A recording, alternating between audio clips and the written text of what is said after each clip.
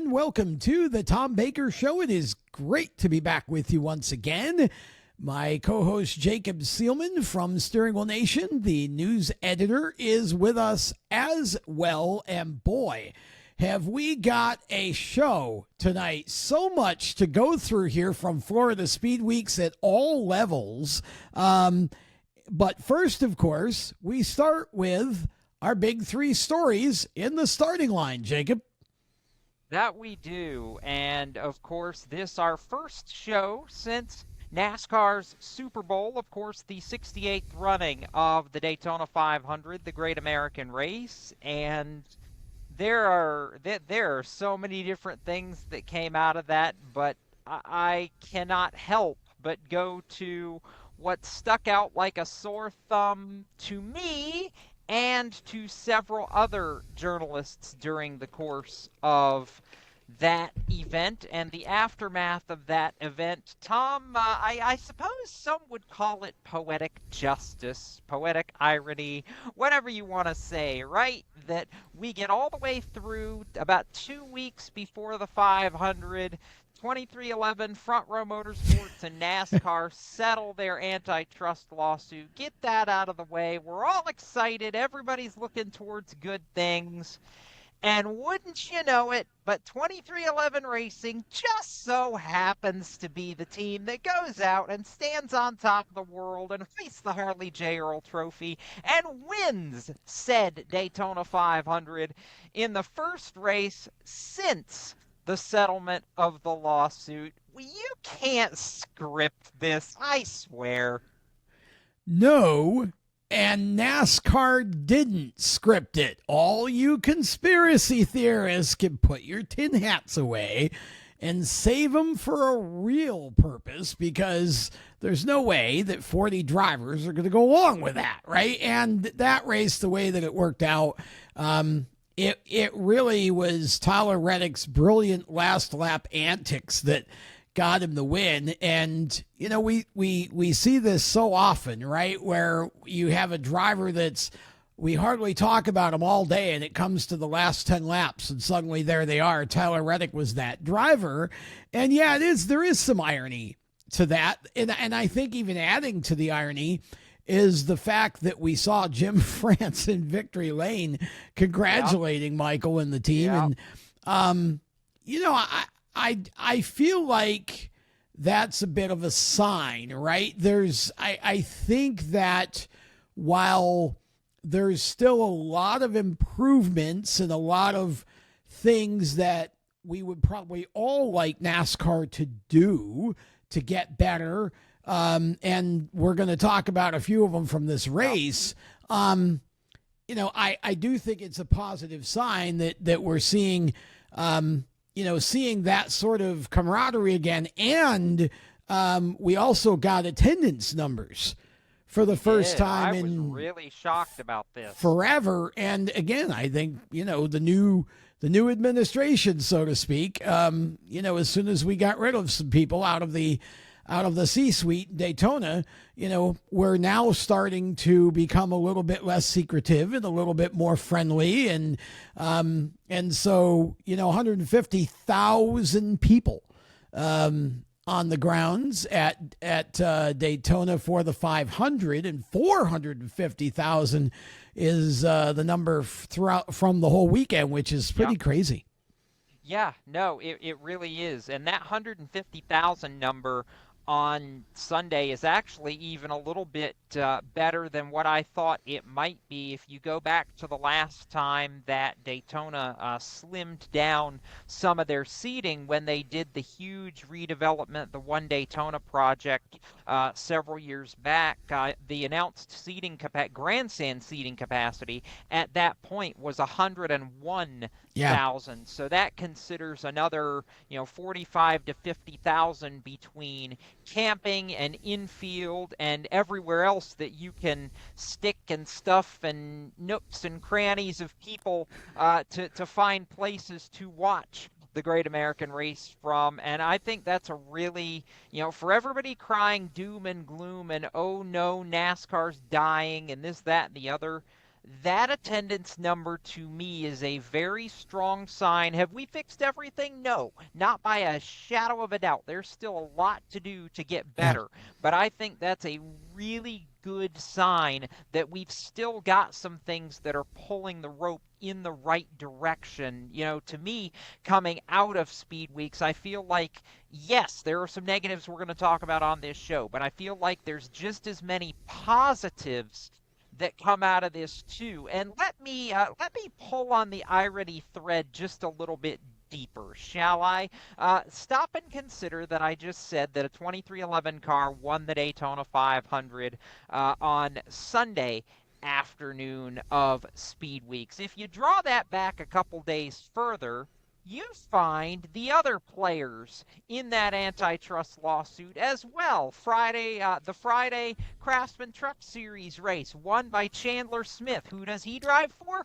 Front Row Motorsports, the other co-plaintiff in the lawsuit. Saturday, you had Austin Hill win the race. Who does he drive for? Richard Childress, who just so happened to be the subject of a lot of those text messages that got unsealed and everybody up in arms during the lawsuit. And then, of course, MJ and Denny and 2311 on Sunday. Like I said, you could not write this script if you tried. And anybody that wants to look at that and go, okay, everything's right with the world, NASCAR doesn't hate anybody, there you go, right there. All three parties that NASCAR could have easily looked at and said, we really don't like you anymore, all walked out with trophies. Yeah, it was an interesting weekend for sure, and leave it to you, Jacob Seelman, to pull a stat of the week out of Tyler Reddick's win. So Here we go with a Jacob Seelman stat of the week. I could have come up with about 15 stats of the week out of this Daytona 500, but I came out with the Tyler Reddick stat. And oh, by the way, if you're wondering, why didn't we talk about him until the end? He had led only the final lap in this Daytona 500 to win it. It's not the first time it's been done. In fact, Tyler Reddick became the fourth different driver in the history of the Great American Race to lead only the final lap en route to winning it, joining Kurt Busch in 2017, Austin Dillon in 2018, and Michael McDowell in 2021. To me, what is so interesting, Tom, about this particular stat, all four of those last lap only winners have come in the last decade of the Daytona 500, which to me, take what you will out of that, but as the craziness has ramped up, this has happened a little bit more often and a little bit more often and a little bit more often. Well, it has, and I think that's a nice segue into our next starting line topic, which is that the Great American Race feels a little bit more like the Great American Science Project these days than it does an actual race when you spend so much time off throttle just riding around to save fuel, Jacob. It does, and this did not only frustrate you and I watching the race, it frustrated drivers in the race as well that were talking about it after the fact, and this was particularly notable during the final long run in Stage 3, where you had Bubba Wallace leading one lane, Christopher Bell leading a second lane, and 500 rookie Corey Heim leading a third lane, and you had the three Toyotas in front of these three lanes, basically holding the field back, pacing the field, if you will, at will, and controlling the throttle, the speed, the lap time that everybody else was using in order to try and save fuel out front, because it's a natural law of physics and aerodynamics that if you are out front in clean air, you are naturally going to burn more fuel running in the clean air than those who are running in the draft and getting pulled along by that tow and being able to use even less throttle than the guys at the front of the field were. So you're absolutely right in that. I'm certainly not a fan of it. A lot of the drivers are not a fan of it. We saw Chase Briscoe at a couple of different times during that race basically come over the radio and say, screw this, I'm going to the front. And as soon as he got there and basically forced everybody to pick up the pace, then you had less fuel saving and more racing. Yeah. I wish all of these guys would just say screw it and pick up the pace and not fuel save. But unfortunately, the genie's out of the bottle, I think, and you're not just going to naturally be able to cork it back in at this point, because everybody's figured out that the less fuel you have to put in during a pit stop, the less time you sit stationary, because even though we've gotten to a point where handling is more of a factor at Daytona than what it has been in the past 5, 6, 7 years, we've not gotten to the point enough where tires truly matter in this race, except in that final stage, to where, okay, the less time I spend stationary, as soon as I can drop the jack because I have enough fuel in the car to go to the whatever the next distance pit stop is, or to the end of the race when you get to that point, then I'm going to be able to leapfrog people and get closer to the front of the pack. Works great in theory and sometimes in practice. The key here, Tom, that we saw in the 500, at least at the end, was that the Toyotas ultimately were not able to make it work because they still had to take more fuel. They got broken up on that final pit stop, and as such, the Toyotas that had run so much at the front of the race did not end up at the front of the race. When it was money time, you said we didn't talk about Tyler Reddick until that final lap.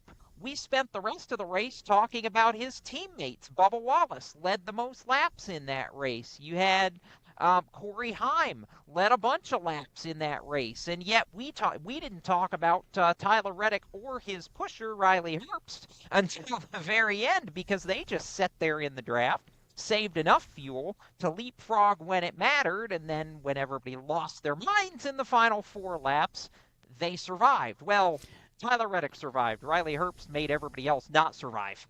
Yeah, that's pretty much it. So, well, and to really kind of break this down even more, for those watching this, what are we talking about? Well, here it is. Okay, so the drivers on these tracks like Daytona and Talladega, and especially, I think it's worse at Daytona, it is. Once they get 2 wide, 3 wide, and start the pack racing process, okay, there's not enough difference in horsepower, and there's not enough horsepower so that one car can just pull out and pass another car. So what happens is all of these teams have started realizing that if you can spend less time in the pits than the next 5 cars in front of you, you have the chance to come out in front of them. So we've gone from passing each other on the racetrack to trying to pass each other in the pits, which is why we're doing this fuel saving thing, because it's on the last stop. If you don't have to quite get a full tank of fuel in the car, then you can get out that extra second or 2 sooner. Yep. This to me is backwards. This is not how you play a Super Bowl. You don't play a Super Bowl by leaving your starting offense on the field and playing gently and just running the ball up the middle for the first half of the game. You play all out from the initial kickoff. And the Daytona 500 is supposed to be the Super Bowl. And this is where my frustration lies, because while I understand that fuel is a part of it, and I know we have to make pit stops, it feels to me like we spent far more of that great American race not racing at all, standing still in perfect formation, just doing laps around the track. Yep.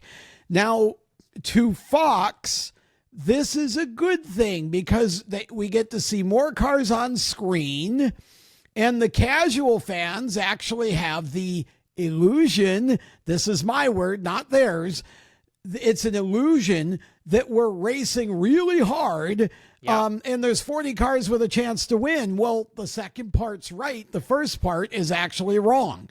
They're running half throttle. Okay, picture this. You get in your car, you go out on the interstate, and you've got 500 miles to drive. And what happens is it's a 4-lane highway, and all 4 lanes get held up by a vehicle in each one of them doing half the speed limit. Okay, and you can't move anywhere. This is not a good thing. We certainly should not be doing this at Daytona during the 500. Okay, and everybody complained that it was the stages that made that way. The stages aren't to blame for that at all. It's the race car. It's the lack of horsepower in the motor and the type of pack racing that gets produced from that combination. If you took away the stages, they would spend even more time saving fuel off throttle because they wouldn't have to race to a certain lap where there's actually points awarded. Yeah, so exactly. You get even more cruising around, not less. So the stages didn't affect that. This is all about the race car and the package. And until they fix that, nothing's going to change. And it's not going to feel like the 500s that you and I grew up watching, Jacob, where Dale Earnhardt being able to see the air actually mattered. Right. So I want to quick offer 2 voices on this. I'm going to read some quotes from the post-Daytona 500 press conference. This is Billy Scott, the crew chief for Tyler Reddick, and Denny Hamlin, of course, driver and co-owner for 2311, driver for Joe Gibbs Racing and co-owner for 2311. The question was, teams, drivers, fans that didn't win, their driver didn't win today, pointed out the fuel-saving strategy and that type of racing, especially when the 3 Toyotas in front were slowing the pace. Is that fixable? Does it need to be fixed? Is there a fix to that?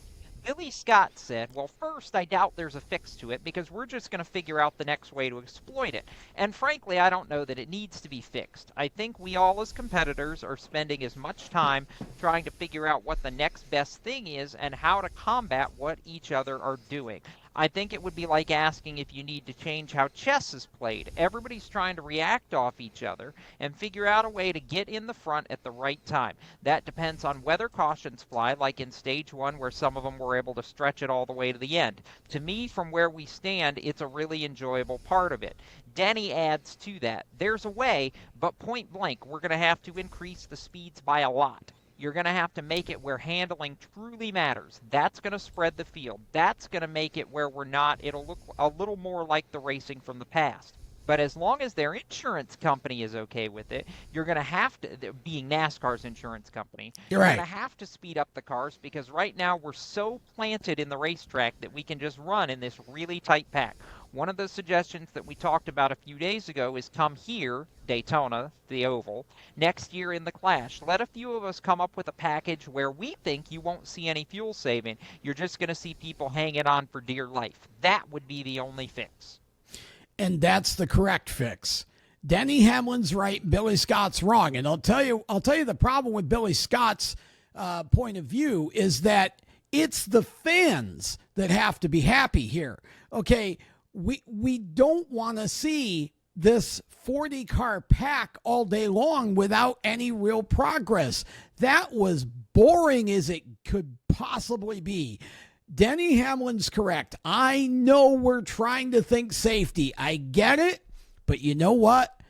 If Indy cars can run 230 at Indianapolis and they can pass and they can put on a great race, then NASCAR needs to figure out how to get the speeds back up so that we can have good races on super speedways. Otherwise, the race on the super speedway is pointless because we're going to go to Echo Park, Atlanta Motor Speedway this coming weekend, and we're going to have a race on a shorter super speedway.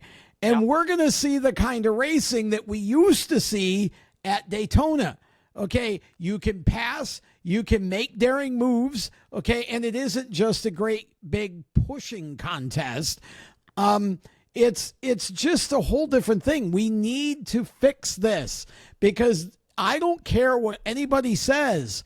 The Daytona 500 is as much about being lucky enough to get through the Cole Trickle wreck anymore and get to the end as it is about any kind of skill. And Dale Earnhardt being able to see the air in 2026 wouldn't make any difference at all, at least not until the last 3 laps of the race, because he'd be stuck in the giant traffic jam that we have, for most of the race, just like everybody else. Yeah, and that's the point. So hopefully Denny Hamlin gets what he wants, because I want to see the clash back at Daytona, and that's a good reason to bring it back. Yes, absolutely, 1,000%. And by the way, just before we transition to our last starting line topic, I do want to make the point, Tyler Reddick did his best Cole Trickle impression in the middle of the race, because the big one right at the end of stage 2, when he was running about 27th at the time and managed to bob and weave his way through everything and survive that, ultimately led him to be around at the end when it mattered most. That's exactly right. Just to point that out. Last starting line topic, Tom, and I love this just as much as anybody. Florida Speed Weeks, not just Daytona Speed Weeks, Florida Speed Weeks across the board was all about the comeback kids between sprint cars, Big Block and the Truck Series, and yes, even the Daytona 500. 3 drivers came to mind for me that just really, really stuck out. Tyler Courtney winning his first 2 sprint car races back at Volusia at the beginning of the month. Stuart Friesen winning in his first Super Dirt Car Series race back in the Big Block Modified, and then going out and getting a top 10 at Daytona in the truck. And that Keselowski guy who broke his leg on the ski trip and yet came back, and yes, his car left in a heap. But Brad still got a top 5 in the Daytona 500 for the first time in 12 years. Love it across the board. Those 3 guys are as passionate about motorsports, about racing, about what they do as anything. And to see them really get back in a big way, my kudos to all of them, and I know you agree. I do agree, and I also wonder if Brad Keselowski is the first driver in Cup Series history to ever finish or come close to finishing in the Daytona 500 and then get out and grab a cane to walk with. Just something how did I know you were going to say that? That's it, just something I think about. And with that, we are going to take a break. We'll be back with more of the show right after this. For race fans across the United States, GetInTheStands.com is the place to find racetracks where you live and where you're traveling. Just go to GetInTheStands.com and enter your location. You'll see the tracks within 100 miles of that point, either as a list or on a map. GetInTheStands.com is 100% free to use and mobile friendly. So whether you're on a computer, a tablet, or on your phone, there's no need to download an app. To find racetracks across the United States, open your web browser and head to GetInTheStands.com. GetInTheStands.com, your racetrack directory. Attention track and series owners, elevate your fan experience with the TrackTune app. TrackTune works with your PA system. Fans and teams at the track can hear the announcers through their phones, ensuring everyone hears race calls, sponsor plugs, and more during race nights. It's simple to set up, affordable, and free for fans to download and enjoy. Visit tracktune.live for all the details. And join tracks nationwide on the app today. Welcome back to the show. Tom Baker, Jacob Seelman with you on the Tom Baker Show. And wherever you are tuning us in from, we are grateful to have you with us. We move into our second segment. And again, so much to talk about from the great expanse that was Florida Speed Week. More than we can talk about on this show, but there is plenty of content on steeringwheelnation.com and our new fan community, the Inside Group Pit Pass. That's insidegrouppitpass.com. Jacob, USAC Sprint Car Week in Florida was dominated by one man. Yes and no. Yes, in terms of Logan Seavey scored more points than anybody else, won more races than anybody else, and left USAC's Winter Dirt Games, which is their name for the annual week-long or 8-day-long excursion in Florida, as it's been in some years, with the $12,000 mini-series points check to leave Florida with both that bonus money and the overall USAC National Sprint Car Series point lead. Logan won twice in the 6 races in Florida between Volusia Speedway Park and Ocala Speedway, an hour across the state towards the west. But boy, oh boy, he had to work for even the 2 races that he won, and there were plenty of other names beyond just Logan Seavey and Abacus Racing, although I will argue that team, the 57 team, has really kind of been the standard over the last 2 years, won the championship in 2024, and, did a lot last year. Just Kyle Cummins did a little bit better.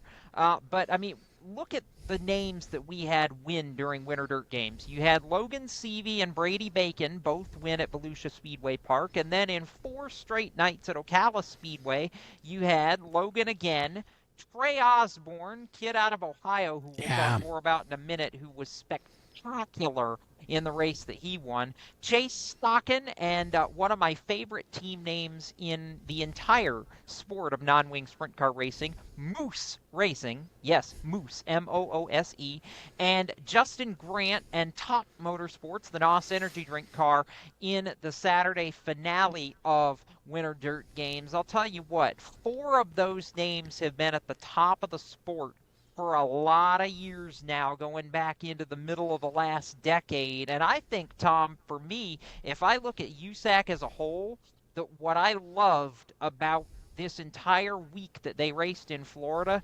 seeing those 5 different winners and seeing how many drivers were racing in the top 5 throughout the course of the week, there is so much parity right now in non-wing sprint car racing on the dirt side. It is absolutely unbelievable.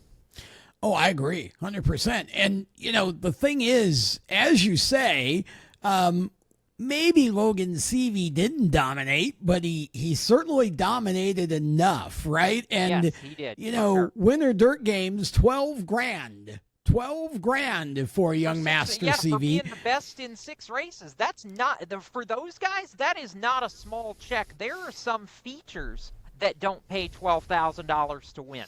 That's it. I mean, and so he did a great job. He's one of the best drivers, in my opinion, in open wheel racing in the entire country. I don't think anybody would really argue with that, to be honest. No, I don't think so either. I mean, as you say, the parity, when you look at Brady Bacon, you look at Trey Osborne, you look at Justin Grant, you look at all of the drivers that were in the top 5 and all of the drivers who ran so well. And again, we just can't say enough about the actual track surface and, what the folks at Volusia did, because that was all the entire series from from ASCS to the Outlaws to the USAC, all the other divisions. Incredible. It was. No, Volusia Speedway Park was absolutely spectacular. There was only one night, I think, during the entire 2.5 weeks of Dirt Car Nationals at Volusia where I thought to myself, okay, maybe this wasn't the greatest, but for the you're going to have an off night when you run 15, 16 straight days of racing at one racetrack. The fact that 95% of the racing was just edge of your seat thrill show the whole way, World Racing Group deserves a medal for what they did during the winter to get that track ready, and what we saw over the course of the entire Dirt Car Nationals. And even when USAC went over to Ocala, that little 3/8 mile bull ring was really, really good racing over the course of the 4 nights there as well. I was not disappointed in any of that. And Tom, we have my Sealman stat of the week. I've just come up with something else on the spot here to try and spotlight a driver every show. I'm going to give my Sealman salute to Trey Osborne and his self-owned journeyman team winning a USAC National Sprint Car race for the first time in his young career at the same track, Tom, that tried, and I say this literally, the same track that tried to kill him 2 years ago during Florida Speed Weeks. Trey went out of the ballpark at Ocala, ended up with 2 broken vertebrae in his back, a compression fracture, sheared off the top of another vertebra in his back. The whole escapade actually took an inch off his height. Now, granted, that's not saying a lot considering he's still 6'8". It would be for me. But in all seriousness, Trey Osborne is one of those low-budget, fans love him because he just does whatever it takes to get to the racetrack. Racers love him and try to help him because that's the spirit of what this sport started on, is the everyman's racer. I feel like Trey is that, even though he's still kind of a kid at just 23 years old. But he absolutely deserves a salute, a hat tip, whatever you want to call it, for what he didn't just win the race he won. He dominated it. He led every lap. He pulled away by multiple seconds the night he won it. And when you beat guys like Logan Seavey, Brady Bacons, Kyle Cummins, Justin Grant, I mean, they were all in that field. This was not a give-me field by any stretch of the imagination. For what Trey did, I hope it's the first of many for him, because I think he proved that he belongs at this level regardless of what his trailer looks like, what his equipment is. I mean, to win any one USAC national race against the competition that you have to do, bravo to Trey. They call him tall exactly because of his height. But now I would say he needs to work on. He's worked on earning the nickname Fast, because he was throughout the entirety of Florida for sure. Yeah, no doubt about that. Okay, quickly, Nick Hoffman in the World of Outlaw late models and Matt Williamson in the Super Dirt Car Big Block Series were the Big Gator winners at Volusia. Both of them obviously well-deserved. And again, good fields in both of those cars, great racing as well. Yeah, Nick Hoffman just crushed him in the late models. He at one point during the week won 3 straight of the 6 late model races between the regular dirt car sanction late models and when it switched over to World of Outlaws sanctioning for the second half of the week. I mean, Nick just, I think his worst finish the entire 6 races was 7th. Matt Williamson on the big block side, defending Super Dirt Car champion. I mean, there's no denying he was going to be good this year, but he really didn't come on last year until June, July, and to see him this good in February ought to make the rest of that field really nervous for when they start their points championship chase in March in Delaware at Georgetown Speedway, because oh boy, if that team's clicking already, look out. And with that, we switch to pavement real quick. Paulie Hartwig III. If you've not heard that name before, go look it up. Paulie Hartwig III, 14 years old. And this young man went on a tear at the World Series of Asphalt Racing at New Smyrna Speedway. He won twice in the 602 Modifieds, and he won the championship, and he won a Tour Modified race as well. So this young man is the real deal. He's as humble as it gets, and he can drive the wheels off anything he gets into.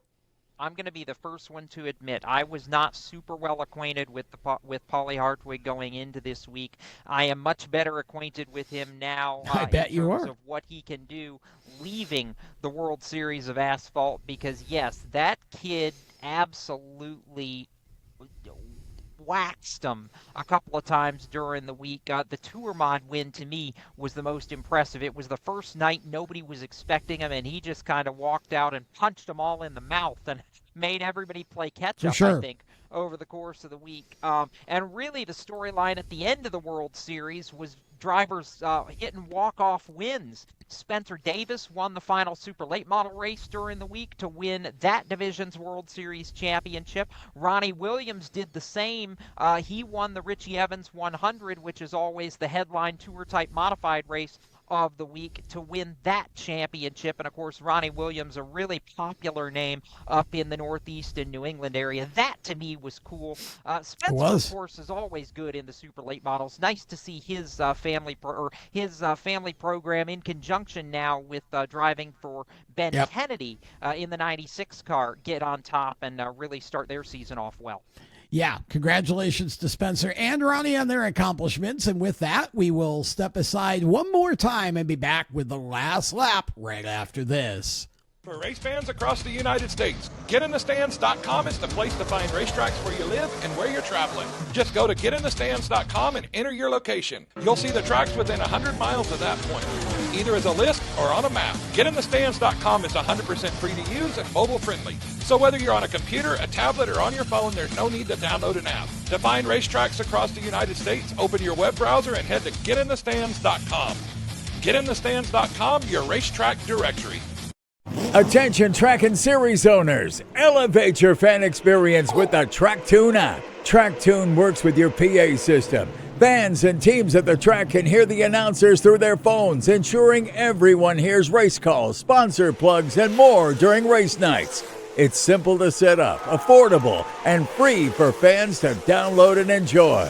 Visit tracktune.live for all the details and join tracks nationwide on the app today. Welcome back to the show. It is time now for our last lap, Jacob. It is, and I'm going to start with one more from the sprint car side on the pavement because the World Series of Asphalt ended with one final night for some of the smaller divisions or lesser touted divisions, we'll say. Not that car count-wise they were small by any means, but they did welcome the asphalt sprint cars back to New Smyrna Speedway, and that race was a wild one to cap off the week.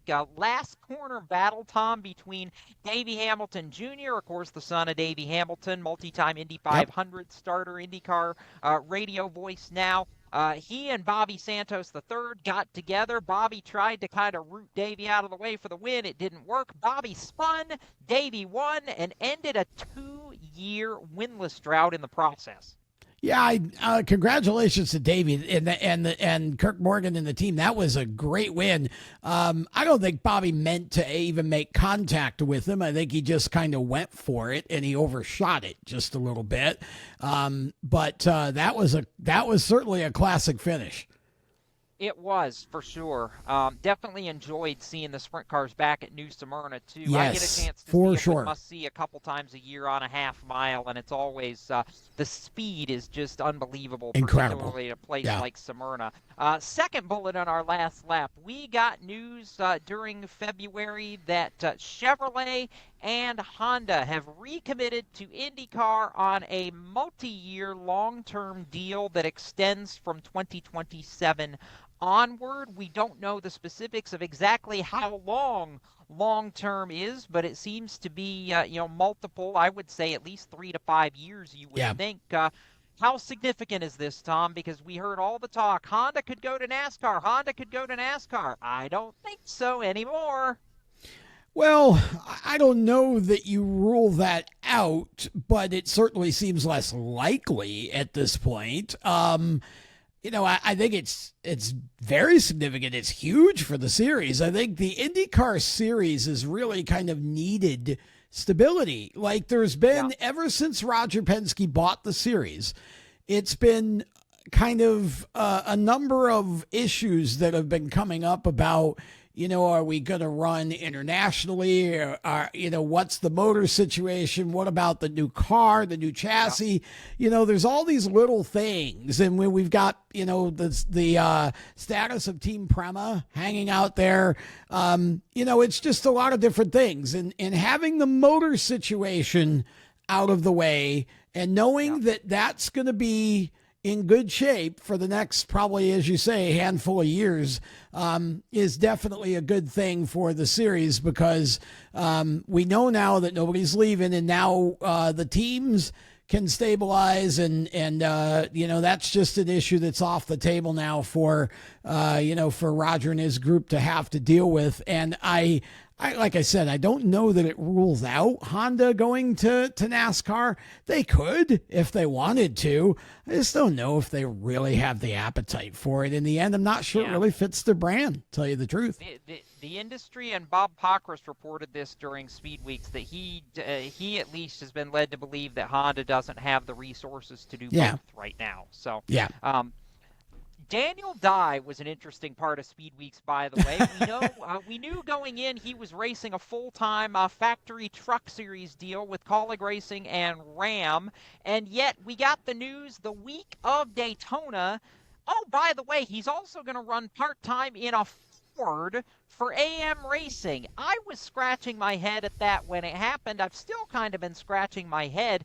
The best that I've been able to gather from then to now is the fact that we don't have a factory-supported Ford team right now in what is now the NASCAR O'Reilly Auto Parts Series, and that's why there's not really a clash in Daniel being able to do both of these things. Now, in the future, that could be a totally different thing. I don't know, but at least right now, it's one of the most unique things that we can talk about, that you've got one driver racing for two different manufacturers in two NASCAR National Series. Well, I mean, we did have a Toyota at one point. NASCAR.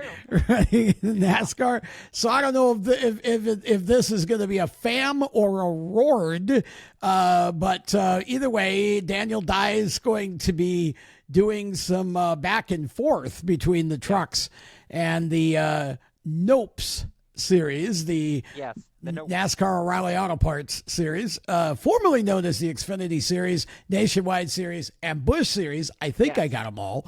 You did. And so, crazy stuff for Daniel Dye, but good stuff. I'm happy to see it. He needs the seat time. It will only make him better. So happy to see him getting that shot with AM Racing.